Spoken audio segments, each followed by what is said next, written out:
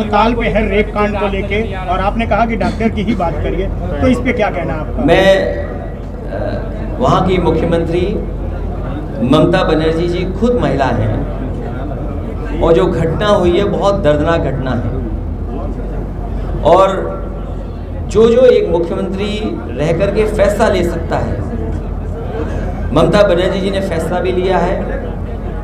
उन्होंने ये भी कहा है कि कार्रवाई होगी, जो दोषी हैं उनके खिलाफ जांच भी ट्रांसफ़र हो गई है।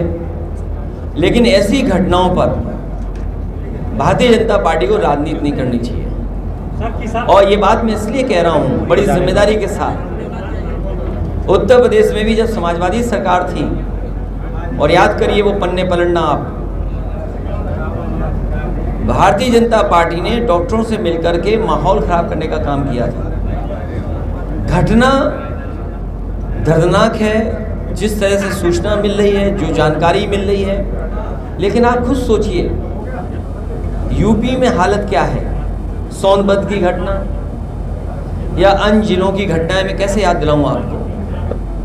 क्या उत्तर प्रदेश में बेटियां सुरक्षित हैं? और फिर भारतीय जनता पार्टी की सरकार यहाँ पर भी है, दिल्ली में भी है।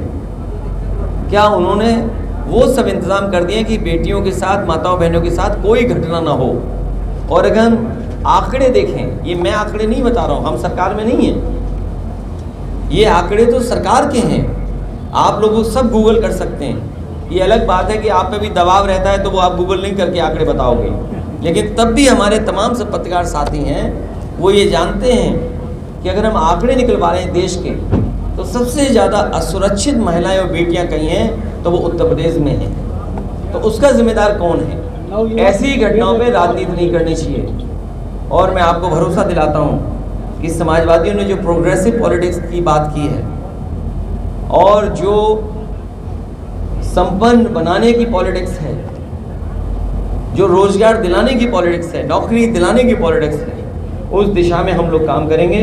क्योंकि जब प्रधानमंत्री लाल किले से ये कहें, हालांकि वो आंकड़े गलत हैं उनके, लेकिन फिर भी अगर हम उनके आंकड़े वो मान लें, जो उन्होंने ये कहा कि आज़ादी के समय पर देश की आबादी 40 करोड़ थी और आज 140 करोड़ हो गई है, तो सोचिए हमारे आपके सामने चुनौतियाँ कितनी हैं, और आने वाली पीढ़ी के सामने हमें कैसा देश और कैसा समाज बनाना है, वो भी बड़ी चुनौती है। इसलिए बीजेपी ने जो बिगाड़ा है सब, उत्तर प्रदेश से लेकर के देश की अर्थव्यवस्था से लेकर के सब कुछ बिगाड़ दिया, उसको ठीक करने का मौका जनता देगी, और 27 में जनता मौका देगी तो आप परिवर्तन देखने को मिलेगा।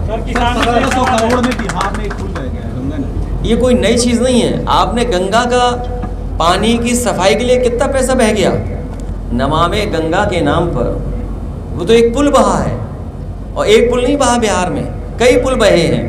अगर देश में सबसे ज़्यादा पुल बहे होंगे तो शायद बिहार में बहे होंगे, और उसका कारण कई कारण हैं। कई बार नदियां अपना रास्ता बदल देती हैं, क्योंकि ये बड़ा सवाल है। मान लीजिए पुल बनाया यहाँ,